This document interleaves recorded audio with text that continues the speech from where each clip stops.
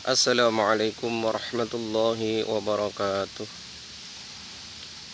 A'udzu billahi minasyaitonir rajim. Bismillahirrahmanirrahim. Alhamdulillahi nahmaduhu wa nasta'inuhu wa nastaghfiruh. Wa na'udzu billahi min syururi anfusina wa min sayyiati a'malina.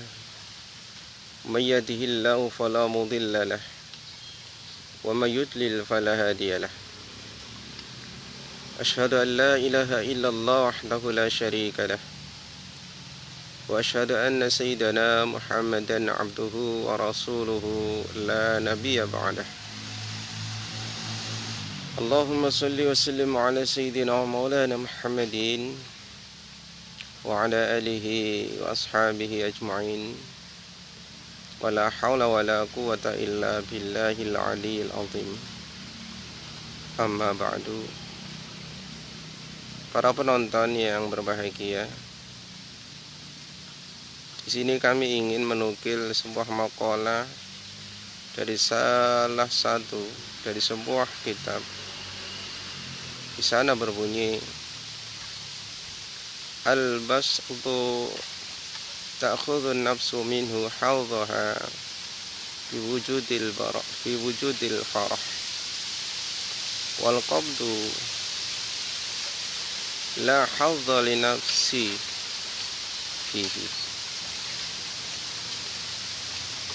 Yang artinya,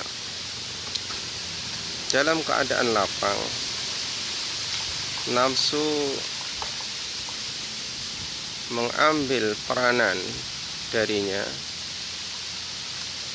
karena adanya wujud kegembiraan.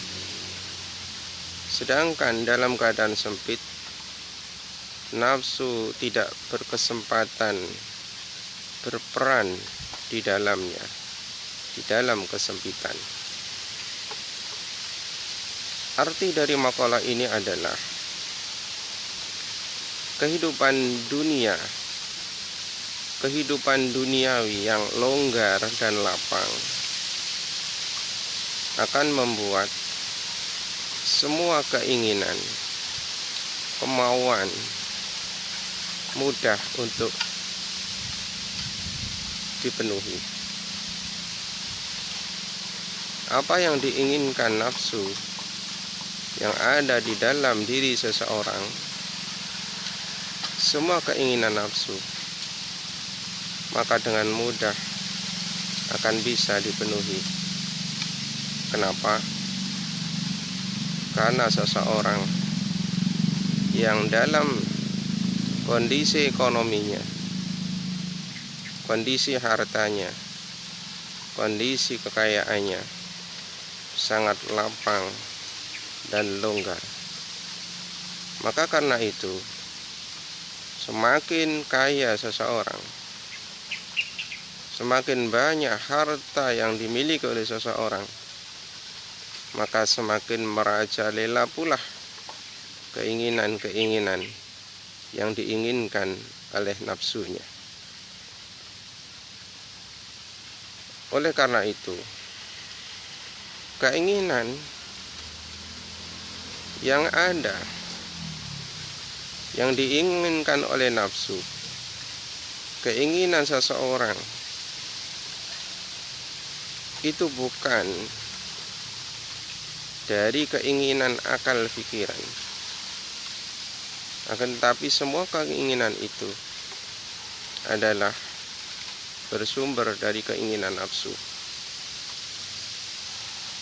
Oleh karena itu, kenapa orang-orang yang makrifat, orang-orang yang selalu menuju kepada Allah, orang-orang yang selalu bersandar kepada Allah, orang-orang yang selalu beribadah kepada Allah Subhanahu wa ta'ala, senantiasa menginginkan keadaan yang sempit di dalam duniawinya. Kenapa mereka memilih keadaan sempit daripada keadaan longgar dan lapang di dalam masalah duniawi? Karena mereka orang yang ma'rifat, menyadari bahwasanya dalam keadaan dunia keadaan ekonomi yang sempit, maka nafsu tidak banyak berperan di dalamnya. Tidak banyak keinginan-keinginan yang diinginkan oleh nafsu. Akan tetapi ketika keadaan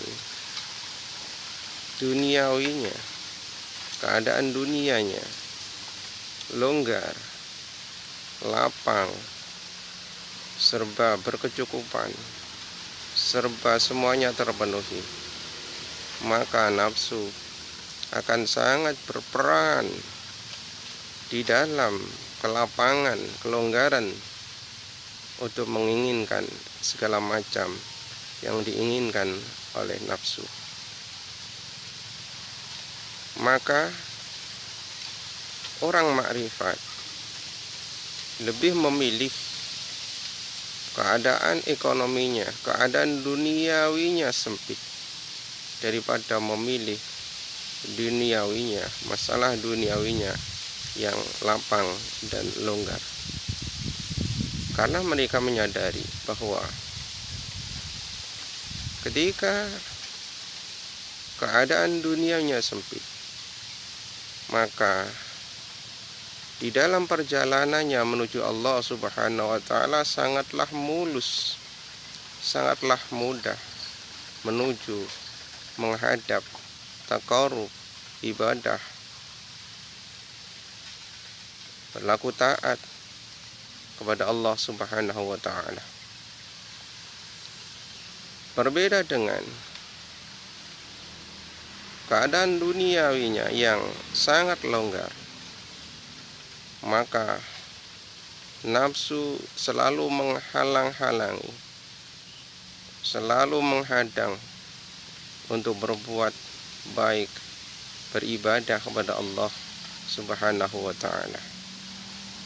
Keinginan nafsu hendaknya didahulukan daripada keinginan akal.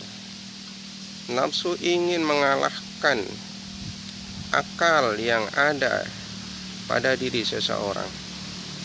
Nafsu menginginkan agar supaya apa yang diinginkan oleh nafsu harus berontak dan terus mengajak, terus merayu, terus mendesak, terus memaksa. Bagaimana keinginan-keinginan, semua keinginan nafsu itu bisa dipenuhi oleh seseorang. Maka orang makrifat menyadari, mengetahui bahwa ketika halangan-halangan, rintangan-rintangan, ajakan-ajakan keinginan nafsu ini tidak banyak berperan di dalam dirinya. Karena apa? Karena keadaan dunia yang sempit, maka semakin mulus, nyaman dan aman orang-orang yang makrifat di dalam menuju kepada Allah Zat yang benar. Semua halangan dan rintangan akan tidak banyak berperan. Keinginan nafsu tidak banyak berperan. Nafsu sudah lemah. Nafsu sudah tidak punya keinginan apapun, sehingga tujuan untuk menuju kepada Allah Subhanahu wa Ta'ala, tujuan untuk beribadah, berbakti, taat kepada Allah Subhanahu wa Ta'ala akan berjalan dengan lancar, nyaman, aman, dan mulus di dalam perjalanannya, perjalanan menuju Allah Subhanahu wa Ta'ala. Sekarang coba kita beri satu contoh. Misalkan Anda diberi kelapangan duniawi oleh Allah Subhanahu wa Ta'ala, kekayaan yang berlimpah yang Anda miliki, harta yang melimpah, maka nafsu kita, nafsu Anda, keinginan Anda banyak pula yang diinginkan. Nafsu menginginkan beli ini, menginginkan sesuatu yang itu semua harus dipenuhi, semua itu harus tercukupi, semua itu harus dituruti oleh kita, oleh seseorang. Semakin banyak harta kita, maka semakin banyaklah pula keinginan-keinginan nafsu kita. Dan sebaliknya, apabila kita dalam keadaan duniawi yang sempit, maka yang akan kita rasakan tidak ada keinginan nafsu, tidak ada keinginan nafsu untuk menginginkan sesuatu, karena kita tidak memiliki apa-apa. Orang yang kaya ketika memiliki uang 100.000, maka nafsu menginginkan segala-galanya, menginginkan makanan, menginginkan baju. Maka ketika 100.000 ini tinggal 10.000, maka nafsu sudah berhenti dari menginginkan sesuatu. Maka ini adalah ibarat tamsil, contoh antara orang yang kaya dan orang yang berkesempitan di dalam ekonomi, antara orang yang memiliki uang 100.000 dengan orang yang hanya memiliki uang 1.000. Orang yang mempunyai uang 100.000, maka keinginan nafsu ini bermacam-macam yang diinginkan, sampai uang 100.000 itu habis menuruti keinginan nafsu. Akan tetapi ketika seseorang hanya memiliki uang 1.000 rupiah, maka keinginan nafsu itu tidak ada sama sekali. Karena yang diinginkan untuk menginginkan sesuatu, untuk membeli sesuatu, itu tidaklah cukup hanya dengan uang 1.000 rupiah. Maka inilah contoh yang mudah. Orang yang bergelimpangan harta, orang yang duniawinya, ekonominya melimpah ruah, dengan orang yang berkesempitan di dalam ekonomi, maka inilah sumber masalah dari perannya atau tidak perannya nafsu seseorang. Kita punya harta, maka keinginan nafsu sudah sangat luar biasa. Dan sebaliknya, ketika kita tidak punya harta, maka keinginan nafsu, peran nafsu akan tidak ada. Nafsu tidak punya peran sama sekali dalam keadaan sempit, dan sebaliknya nafsu sangat berperan di dalam keadaan ekonomi, keadaan dunia yang longgar dan lapang. Sekarang marilah kita lihat contoh dari sejarah Rasulullah Sallallahu Alaihi Wasallam. Ketika Rasulullah Sallallahu Alaihi Wasallam diisolasi oleh orang-orang kafir Quraisy, orang musyrikin Quraisy, diisolasi, tidak boleh berhubungan dagang, tidak boleh bermasyarakat, bersosialisasi kepada tetangga. Rasulullah Sallallahu Alaihi Wasallam diasingkan. Seluruh keluarga Rasulullah Sallallahu Alaihi Wasallam diboikot oleh orang-orang kafir Quraisy.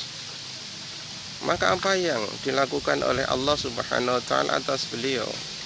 Allah Subhanahu wa taala menawarkan kepada Rasulullah sallallahu alaihi wasallam, manakala Rasulullah sallallahu alaihi wasallam menginginkan kekayaan, maka Allah akan menjadikan gunung Uhud itu dijadikan emas oleh Allah Subhanahu wa taala. Akan tapi apa yang dilakukan oleh Rasulullah sallallahu alaihi wasallam, Rasulullah sallallahu alaihi wasallam menolak tawaran Allah tersebut. Rasulullah sallallahu alaihi wasallam memilih dunia yang sempit daripada dunia yang longgar dan lapang. Rasulullah lebih memilih miskin harta daripada memilih menjadi orang yang kaya. Dan ini apa yang dilakukan oleh Rasulullah sallallahu alaihi wasallam, menolak tawaran Allah. Gunung Uhud dijadikan emas atau supaya Rasulullah Sallallahu Alaihi Wasallam menjadi orang yang kaya, namun Rasulullah Sallallahu Alaihi Wasallam menolaknya. Ini adalah pelajaran. Rasulullah Sallallahu Alaihi Wasallam mengajarkan sendiri kepada seluruh umatnya, mengajarkan bahwa kekayaan ini bisa menimbulkan malapetaka. Kekayaan bisa menyebabkan nafsu sangat berperan di dalam keadaan kayanya, maka seseorang akan menjadi binasa karena selalu mengikuti ajakan keinginan nafsunya. Rasulullah Sallallahu Alaihi Wasallam memilih miskin harta karena Rasulullah Sallallahu Alaihi Wasallam mengajarkan kepada umatnya kemiskinan ini dapat menyelamatkan seseorang. Karena kemiskinan, keadaan miskin, nafsu tidak akan punya peran di dalam keadaan miskin. Maka seseorang akan selamat karena tidak mengikuti, tidak menuruti ajakan keinginan nafsunya sendiri. Para pemirsa yang saya hormati, maka sejarah dari Rasulullah Sallallahu Alaihi Wasallam mulai para sahabat sampai zaman sekarang ini dipraktekkan, dikerjakan oleh umatnya, yaitu orang-orang yang ma'rifat, orang-orang yang ahli ibadah, orang-orang yang ahli mendekat taqarrub kepada Allah Subhanahu wa Ta'ala. Mereka lebih menginginkan keadaan dunia miskin, dan itu lebih menyelamatkan dunia akhirat daripada memilih keadaan dunia yang longgar, lapang, kaya raya, karena itu justru akan menyesatkan dirinya. Para pemirsa yang saya hormati, inilah singkat yang bisa saya sampaikan. Mudah-mudahan ada manfaat untuk kita semua. Terima kasih atas perhatiannya dan mohon maaf atas segala kesalahan dan kehilafannya. Subhanakallahumma bihamdik, asyhadu an la ilaha illa anta, astaghfiruka wa atubu ilaik. Wa sallallahu ala sayyidina Muhammadin wa ala alihi wa ashabihi ajma'in. Alhamdulillahi rabbil alamin. Assalamualaikum warahmatullahi wabarakatuh.